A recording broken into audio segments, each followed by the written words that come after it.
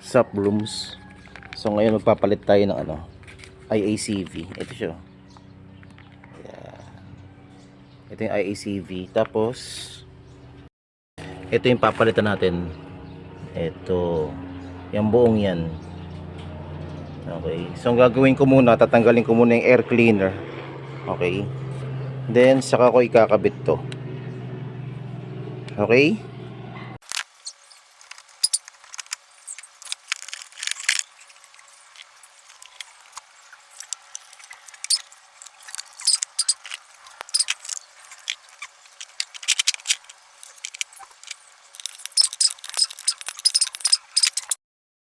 So ngayon, natanggal ko yung air cleaner. Ito yung itsura niya. Luluwagan ko na itong 4 na tornilyo.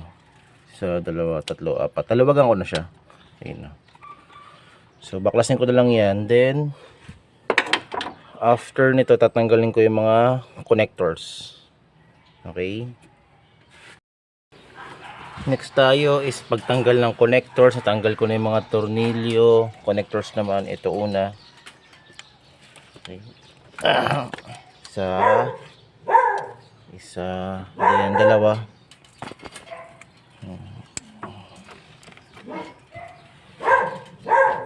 Wait lang ha, medyo mahirap ang isang kamay.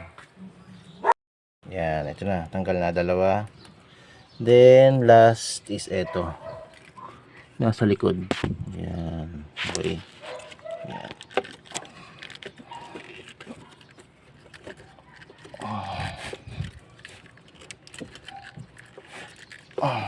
Wait lang. Tanggal mo na yan, ito na itsura niyan. Okay, hindi naman magkakapalit-palit kasi madali lang naman. Ito dito, dito, ito, saka ito. Tabi mo lang. Ayan. Next natin tatanggalin is tatanggalin mo na ito. Pinipisil naman yun eh. Okay.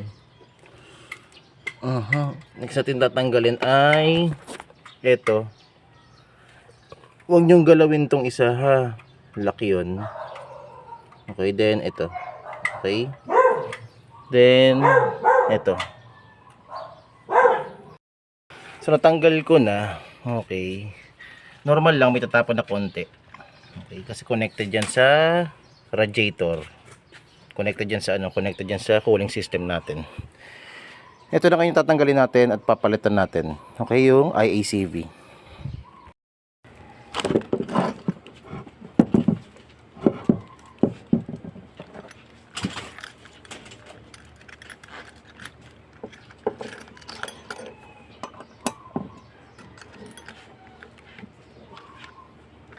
Ang bukat niya.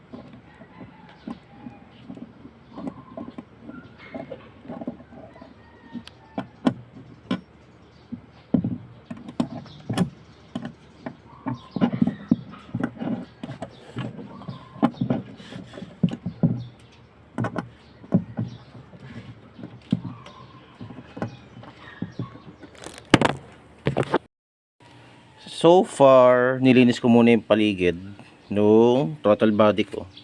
Okay, ito yung luma. Yan.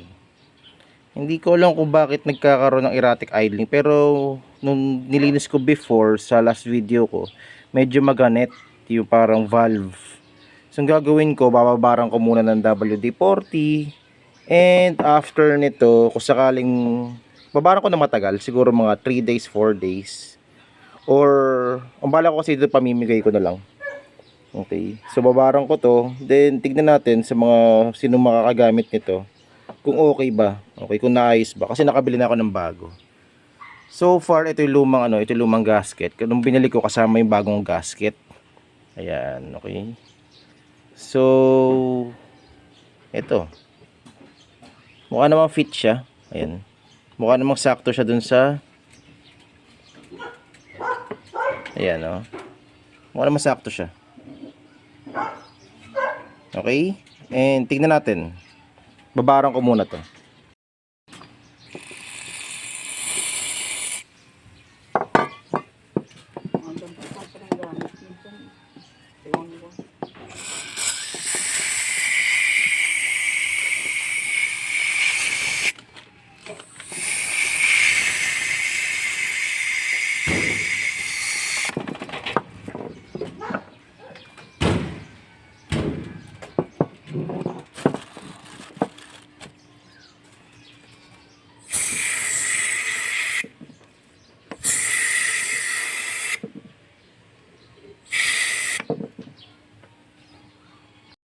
Ito na yung bagong IACV ko.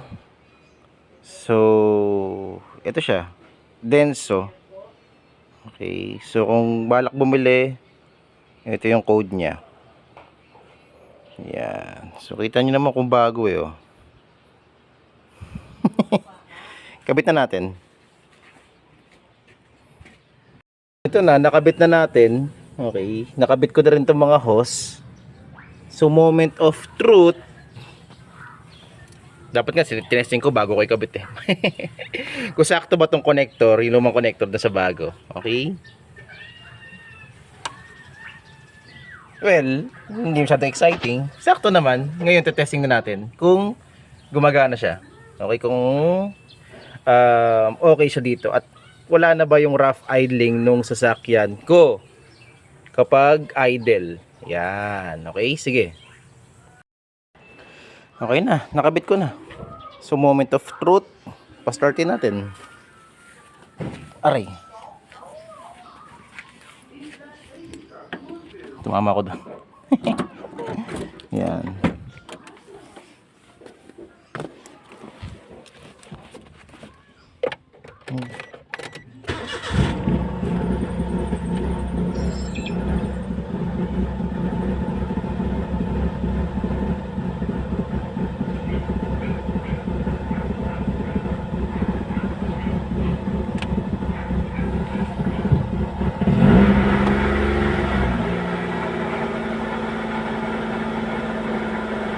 Ayan, mukhang naninibago pa lang. Bago kasing sensor. Pero ito dapat yung tamang start. Parang mataas pa. So unti-unti bumababa. Observe tayo, observe. Okay.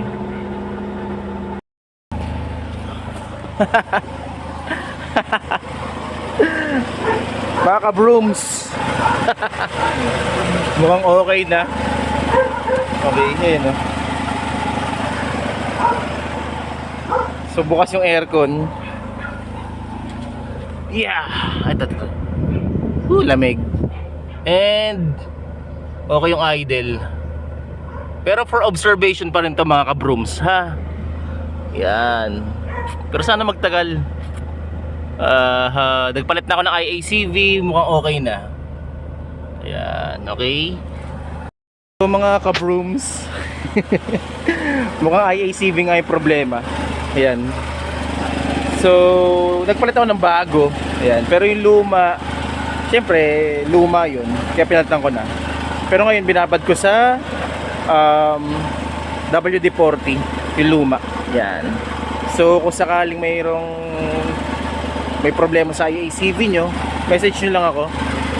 Padala ko sa, dali nyo, no? Kunin nyo dito. Hindi ko lang alam kung ayos talaga siya o hindi. Yun lang. Okay? Hay nako.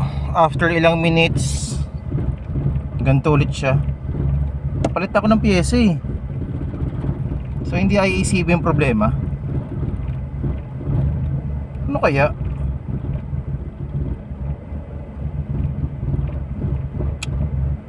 Nahirapan na ako. Baka meron kayo suggestion.